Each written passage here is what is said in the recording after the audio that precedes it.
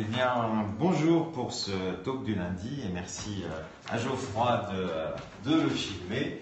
Écoutez, j'espère que vous avez tous passé un bel été. Je suis heureux de vous retrouver pour cette rentrée. Alors, certains d'entre vous sont encore en vacances et je vous souhaite de bien en profiter. D'autres partiront aussi en septembre.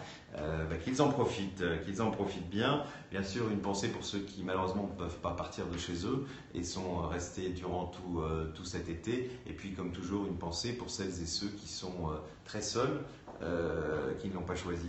Et on sait que c'est toujours beaucoup plus difficile quand tout le monde s'en va, quand les villes sont vides, notamment pendant le mois d'août, qui est un mois où les gens prennent beaucoup de vacances. Et puis bien sûr, pour celles et pour ceux qui sont malades, je le dis depuis toujours et puis depuis longtemps. Et d'ailleurs, j'ai vu qu'une campagne reprenait un peu nos propos parce qu'on sait que la maladie, la souffrance ne prend ni pont ni vacances. En tout cas, on est là de nouveau pour une nouvelle saison du talk du lundi. Alors pour cette rentrée, je n'aurai pas énormément de choses à vous dire.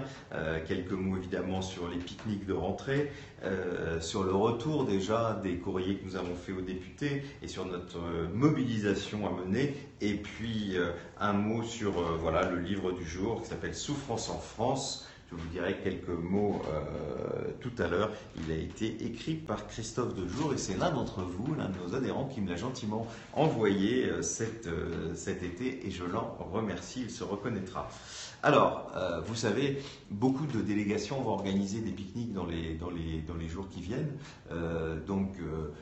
N'hésitez pas à y aller parce que c'est d'abord un moment convivial. C'est certes pour une réunion publique, c'est un moment où on se retrouve. La DMD amène toujours quelque chose. Et vous amenez évidemment une partie de ce pique-nique. C'est en tout cas un moment pour mieux se connaître. Parfois aussi, quand on est un peu isolé, pour trouver une personne qui va être notre personne de confiance. C'est en tout cas voilà, un beau moment. Pour Paris, et notamment dans le 12e, ça aura lieu samedi à 12 h. Le rendez-vous est à la Porte Dorée, juste en face du McDonald's. Vous verrez que c'est pas compliqué, à la sortie du métro, vous ne pouvez pas le rater. Alors j'espère que les annonces météo ne seront pas celles qu'on nous annonce aujourd'hui, parce qu'on annonce du mauvais temps, mais on nous a souvent annoncé ça et à chaque fois le pique-nique a eu lieu, donc croisons les doigts. Et puis pour les régions, vous avez de toute façon dû recevoir un courrier de votre délégué vous indiquant quand et où avait lieu ce pique-nique de rentrée. En tout cas, je vous le dis, c'est vraiment souvent un moment très, très, très agréable, un moment pour mieux se connaître en dehors. Voilà, on milite beaucoup dans l'année. C'est bien aussi d'avoir des moments ensemble où on peut partager un repas. Alors, je vous le dis, pour Paris, nous nous amènerons le dessert, ne vous préoccupez de ça, et du pain. Voilà, donc amenez le reste. Et puis surtout votre bonne humeur samedi prochain. Alors, on vous avait demandé, et on continue, d'écrire à la fois, d'écrire d'abord à vos parlementaires.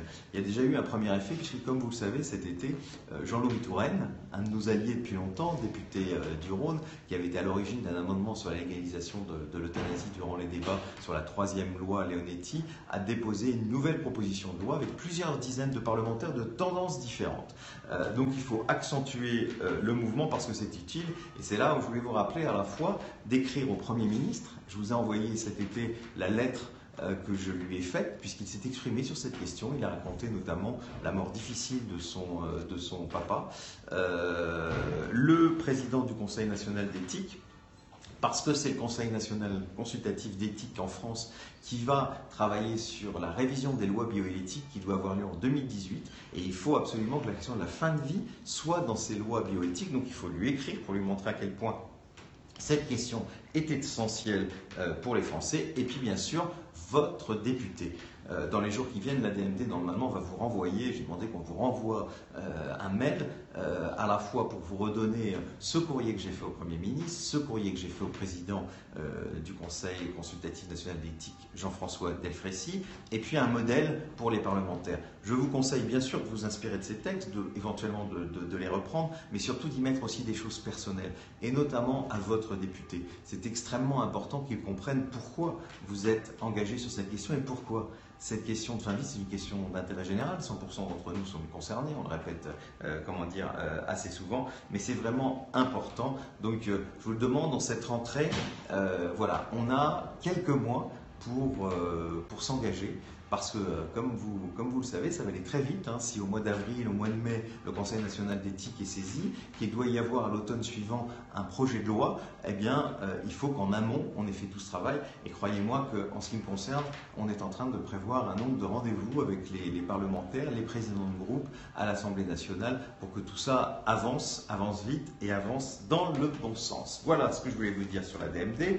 Un petit conseil de lecture pour ceux qui sont encore en vacances ou pour ceux, on peut lire en dehors des vacances, il faut aussi s'évader, bien même si là c'est pas forcément le roman de l'été, c'est Souffrance en France, la banalisation de l'injustice sociale, c'est surtout sur la souffrance au travail. Je trouve que c'est aussi intéressant, c'est Christophe Dejour qui est un psychiatre, psychanalyste et qui est professeur au Conservatoire national des arts et métiers, qui a écrit ce livre. C'est un livre intéressant qui se lit assez rapidement, même s'il est très documenté. Voilà, donc vous qui vous intéressez notamment à la souffrance au travail, c'est quand même un des grands sujets. Ben voilà le livre que je vous conseille pour cette semaine. Je vous promets, la prochaine fois, ce sera quelque chose d'un peu plus léger. Voilà, merci en tout cas à toutes et à tous d'avoir suivi ce nouveau talk du lundi. Vous voyez, en fait, on ne s'est quitté que 3 petites semaines. Et en tout cas, moi, je vous retrouve toujours avec beaucoup de plaisir. J'espère que vous serez aussi nombreux que vous l'étiez encore à la fin du mois de juillet.